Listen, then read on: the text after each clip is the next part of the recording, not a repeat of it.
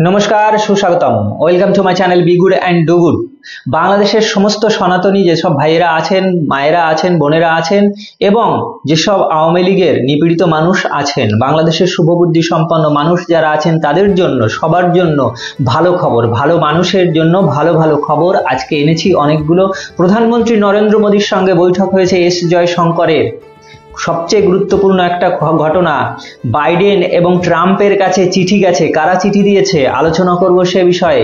ISKCON নিষিদ্ধ হচ্ছে না, বাংলাদেশের হাইকোর্ট জানিয়ে দিয়েছে। বাংলাদেশের সুপ্রিম কোর্টের প্রধান বিচারপতি তিনি বলেছেন যে বাংলাদেশের অবস্থা উদ্বেগজনক।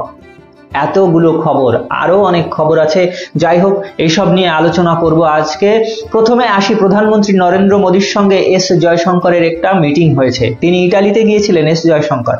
তিনি ফিরে এসে এইসব পরিস্থিতি দেখে, বাংলাদেশের পরিস্থিতি সবকিছু লক্ষ্য করেছেন এবং তারপর আজকে সংসদে তার ভাষণ দেওয়ার কথা ছিল, কিন্তু উভয় কক্ষই কোনো কারণে স্থগিত হওয়ার ফলে তিনি মোদির সঙ্গে গিয়ে বৈঠক করেছেন। এবং সেই বৈঠকটা কোন বিষয়ে? বৈঠকটা হয়েছে বাংলাদেশের বিষয়ে।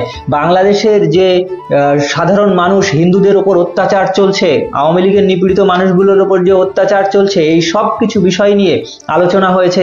ওখানে কট্টরপন্থী ইউনূস যে পদ্ধতি অবলম্বন করছে, চিন্ময় কৃষ্ণ দাস প্রভুকে অ্যারেস্ট করা হয়েছে, ইসকনকে নিষিদ্ধ করার দাবি জানানো হচ্ছে, এই সব কিছু নিয়ে কিন্তু একটা গভীর আলোচনা হয়েছে। এবং এটা যে সত্যি সেটা বিভিন্ন খবরের কাগজের থেকে, বিভিন্ন খবরের চ্যানেলে দেখাচ্ছে, সেটাই আমি আপনাদের দিচ্ছি। এর মধ্যে কিন্তু কোনো রাগঢাক নেই, একদম সম্পূর্ণ পরিষ্কার খবর।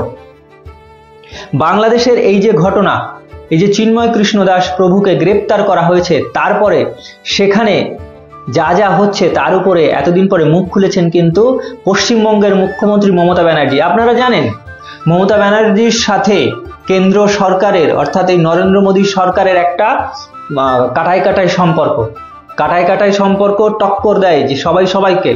তো সেই অবস্থায় এই রকম পরিস্থিতিতে বাংলাদেশে যা পরিস্থিতি হচ্ছে, সেখানে মুখ্যমন্ত্রী মমতা বন্দ্যোপাধ্যায় বলেছেন যে তার সরকার বাংলাদেশের ইস্যুতে কেন্দ্রের সঙ্গে রয়েছে। দেখুন তাহলে বিষয়টা কতখানি গুরুত্ব নিয়ে ভারত দেখছে। শুধু ভারত নয়, সারা ভারতের যে যত রাজ্য মুখ্যমন্ত্রী সবাই এই বিষয়টা গুরুত্ব নিয়ে দেখছে। মমতা ব্যানার্জি বলেছেন, আমরা চাই না কোনো ধর্মের ক্ষতি হোক। আমি এখানে ইসকনের সঙ্গে কথা বলেছি, যেহেতু এটি অন্য দেশকে উদ্বিগ্ন করে, কেন্দ্র সরকারকে অবশ্যই প্রাসঙ্গিক পদক্ষেপ নিতে হবে। এই যে বাংলাদেশ থেকে অনেকে কমেন্ট করে, উল্টোপাল্টা কমেন্ট করে বলে, আমাদের দেশে যা হচ্ছে তোমাদের এত মাথা খারাপ কি? তোমরা তোমাদের দেশ নিয়ে পড়ে থাকো। আরে মশাই, তোমাদের দেশে যা হচ্ছে তা আমাদের দেশকে উদ্বিগ্ন করছে না? এত বেশি বাংলাদেশি এদেশে চলে আসার চেষ্টা করছে, এটা উদ্বিগ্ন করছে না? আমাদের দেশে চিকিৎসা নেওয়ার বেলায় তো সব লেজ তুলে দৌড়ে চলে আসো আমাদের দেশে, আমাদের জ্বালাতে চলে আসো, তখন আমাদের সমস্যা হয় না? তা তোমরা যদি আমাদের দেশে এসে চিকিৎসা নিতে পারো, আমাদের খাবার দাবার খেতে পারো, তাতে সমস্যা নেই, আমরা মাথা ঘামালে সমস্যা। তোমাদের দেশে যা হচ্ছে সেটা অত্যন্ত অন্যায়, অরাজক, মানবাধিকার লঙ্ঘন হচ্ছে। সে বিষয়ে আমরা কথা বলবোই, অবশ্যই বারবার বলবো। এবং কেন্দ্র সরকার এ বিষয়ে জরুরি ব্যবস্থা নেবে। আর কেন্দ্র সরকার ব্যবস্থা নেবে না কেন? বর্তমানে নরেন্দ্র মোদীর সরকার, এই ভারতবর্ষ কোন জায়গায় আছে এখন? ভারতবর্ষ এখন পৃথিবীর মধ্যে চতুর্থ অর্থ ব্যবস্থা, তারপর সামরিক শক্তিতে তৃতীয় স্থানে চলে গেছে। তাহলে এত শক্তি, এত পাওয়ার, এত জিওপলিটিক্যাল পাওয়ার, কি ভাতে দিয়ে খাওয়ার জন্য? আর কোথায় পুচকে একখানা বাংলাদেশ ইউনূসের মতো কোনোদিন রাজনীতি করেনি, সে এসে মাতব্বরি ফলাচ্ছে, বড় বড় ডায়লগ মারছে, আর আমাদের ভারত এখানে দেখবে? তা যদি দেখে তাহলে আমি এই কেন্দ্র সরকারের নিন্দা করব। চুপ করে যদি থাকে কেন্দ্র সরকার, নিন্দা করব আমি। কারণ এখানে অবশ্যই ব্যবস্থা নেওয়া দরকার। কি ক্ষমতা আছে ওদের? কোনো ক্ষমতা নেই, শুধু শুধু আমাদের ওপরে খোঁচাখুচি করে।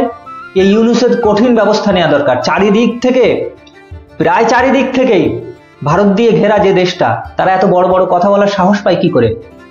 ওই যে কট্টরপন্থী হিজবুত তাহরির মাহফুজ আলম, ওই যে হাসনা, দুদিনের পোলা, গাল টিপলে এখনো দুধ বেরোয়, সে আবার বড় বড় চিন্ময় দাসের নাকি ফাঁসি চাইছে আবার, বোঝেন তো? এইসব আর চলবে না।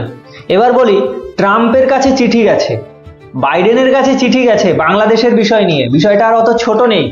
এখানে লিখেছে FIIDS অর্থাৎ ইন্ডিয়ান ডায়াসপোরা বলে, ভারতীয় আমেরিকান যে একটা সংস্থা ডায়াসপোরা রয়েছে, তারা এই বিষয়ে আমেরিকার বাইডেনকে এবং ট্রাম্পকে চিঠি দিয়েছে।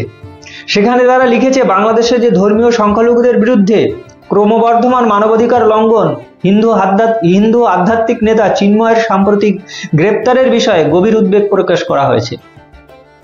তাহলে বোঝেন, বাইডেনের কাছে যাচ্ছে, বাইডেনকে লিখেছে, বাইডেনকে বলেছে যে ইউনুসকে এখনই চাপ দিন, সেখানে মানবাধিকার লঙ্ঘন হচ্ছে, হিন্দুদের ওপর অত্যাচার হচ্ছে, এ বিষয়ে আপনারা তাড়াতাড়ি ব্যবস্থা নিন, অনুরোধ করা হয়েছে। ট্রাম্পের কাছে চিঠি গেছে, ট্রাম্প তো 20 তারিখে পরে ট্রাম্প তো প্রেসিডেন্ট হবে, আর তাও তর সইছে না এদের, এই ইউনুস বাহিনীর 20 তারিখ পর্যন্ত এরা তর সইছে না, তার আগেই সব ব্যবস্থা যেন করে ফেলবে। কিন্তু এই শয়তানি খাটবে না। ট্রাম্পের কাছে খবর গেছে, ট্রাম্পের সেই টুইটের কথা মনে আছে তো, তার নিজস্ব অ্যাকাউন্ট থেকে টুইট করেছিল বাংলাদেশে অরাজকতা চলছে। ট্রাম্পের কাছে যে চিঠিটা গেছে, সেই চিঠিতে খান্দেগার খান কি বলেছেন, মুক্ত বিশ্বের আগত নেতা হিসেবে আপনার কাছে দুর্বল সম্প্রদায়ের সুরক্ষার অগ্রাধিকার দেওয়ার অনুরোধ জানাচ্ছি। বাংলাদেশে যে ধর্মনিরপেক্ষ সংবিধান এতদিন ছিল, তাকে পুনঃপ্রতিষ্ঠিত করার জন্য অনুরোধ করেছেন। বাংলাদেশে যেন নিরপেক্ষ শাসন ব্যবস্থা হয়, তার জন্য অনুরোধ করা হয়েছে, আপনি ব্যবস্থা নিন। 20 তারিখের আগে ট্রাম্প কোনো ব্যবস্থা নিতে পারবেন কি? 20 তারিখের আগে তিনি কোনো ব্যবস্থা অফিসিয়ালি নিতে পারবেন না, কিন্তু তিনি যেহেতু 20 তারিখে ট্রাম্প যেহেতু প্রেসিডেন্ট হবেন, তাই তার কথার দাম কিন্তু আছে, তার কথার পাওয়ার কিন্তু আছে।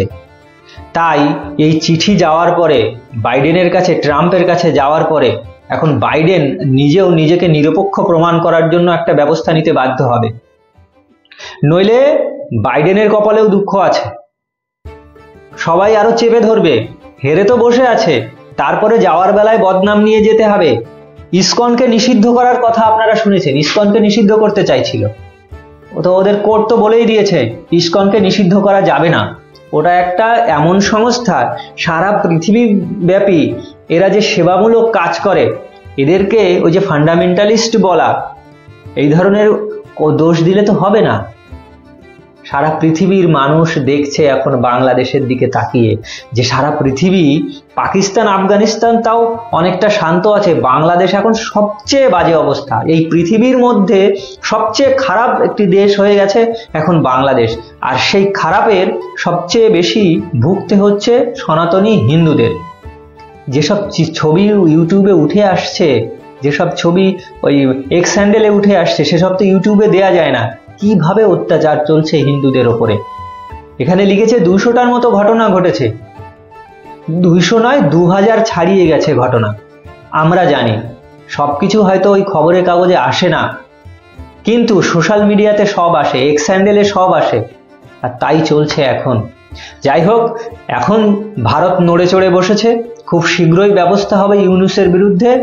আর ইউনুসের ওই লেজ যেগুলো আছে না, সবগুলোকে 5ই আগস্টের পরে যেসব পুলিশদের নিয়ে যা করেছিল, এদেরকে নিয়েও তাই করা হবে। আপনি কি মনে করেন? আপনার যে মতামত অবশ্যই লিখে জানাবেন কমেন্ট বক্সে। জয় হিন্দ, বন্দে মাতরম।